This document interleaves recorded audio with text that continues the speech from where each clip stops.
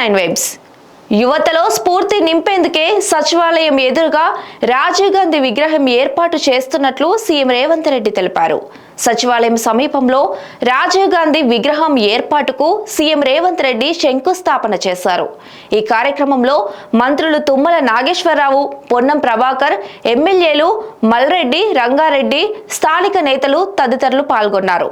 ఓవైపు సచివాలయం, మరోవైపు అమరవీరుల స్తూపం, ట్యాంక్ బండ్పై ఎందరో త్యాగమూర్తుల విగ్రహాలు ఉన్నాయని, దేశ సమగ్రత కోసం ప్రాణత్యాగం చేసిన ఆదర్శ నాయకుడి విగ్రహం సచివాలయ పరిసరాల్లో లేకపోవడం లోటుగా కనిపించిందని సీఎం రేవంత్ రెడ్డి పేర్కొన్నారు.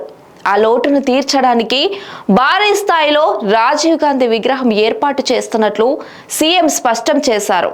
నాటి రాజీవ్ గాంధీ పాలనలో తీసుకున్న నిర్ణయాలు దేశంలో సాంకేతికత, టెలికాం రంగానికి బలమైన పునాదులు వేశాయని సీఎం రేవంత్ రెడ్డి పేర్కొన్నారు.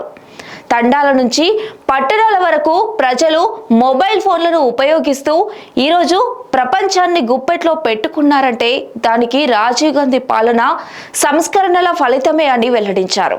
దేశానికి రాజీవ్ గాంధీ సేవలు చిరస్మరణీయమన్నారు. దేశ యువతకు ఆయన ఎంతో స్ఫూర్తిదాయకమన్నారు. మనం విగ్రహాలు ఏర్పాటు చేసేది జయంతి, వర్ధంతి రోజు దండలు వేయడానికి, నివాళులు అర్పించడానికి కాదు. మనం ఏదైనా పనికి వెళ్ళినప్పుడు వారిని చూస్తే మనకు స్ఫూర్తి కలగాలి. అందుకే సచివాలయం సమీపంలో విగ్రహ ఏర్పాటుకు నిర్ణయం తీసుకున్నాము. ఈ నిర్ణయం చరిత్రలో నిలిచిపోతుంది.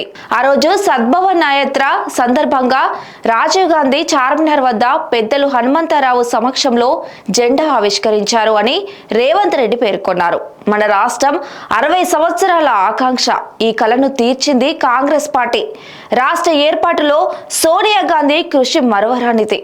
సోనియా గాంధీ చేతుల మీదుగా రాజీవ్ గాంధీ విగ్రహ ఆవిష్కరణ భారీ స్థాయిలో చేయనున్నాము. రాజీవ్ గాంధీ విగ్రహ తయారీపై R&B అధికారులు ప్రత్యేక శ్రద్ధతో దృష్టి సారించాలని సీఎం సూచించారు.